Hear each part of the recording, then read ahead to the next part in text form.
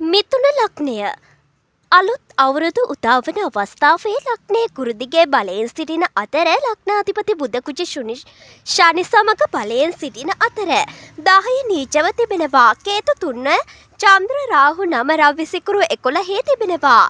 ගෘහ ජීවිතය මේ වසරේ කල්පනාකාරීව දුරදිග බලා කටයුතු කරන්න. සිතේ අසහන ගති ඇති වෙනවා. දියුණුවට වෙනවා. වන්දනා ආදී ගමන් බිමන් යෙදෙනවා. ගුණ යහපත් අය විවාහයට ලැබෙනවා. අයුක්තියට එරෙහිව නැගී සිටිනවා. සමාජයේ බලවත් තත්වයට පත්වෙන්න පුළුවන්. සමාජයේ දියුණුව ගැනද සලකනවා. සහෝදර සහෝදරියන්ගේ ගේදොරද දියුණුව අලංකාරය ඇති වෙනවා. නොපසුබට උවත් කටයුතු සාර්ථක කරගන්න පුළුවන්. ඉඩකඩම් ප්‍රශ්නවලින් සමගියට බාධා වෙනවා.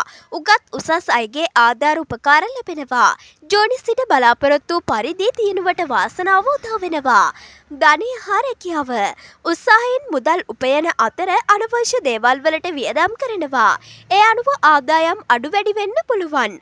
වෙළඳ ආදී ව්‍යාපාර කටයුතුද රැකියාවේ උසස් වීම දියුණුව සහ ඵල දීමද ඇති වෙනවා. සෙනසුරු දශා තිබෙන අයට රැකියාවල වෙනස් වීම බිඳ වැටීම් ඉඩ තිබෙනවා. අධ්‍යාපනය අනාගතයේ දකින গুপ্ত අංශවල ඉගෙනීම් ගුණ නුවණ ඥාන ඇති කාරණා අතර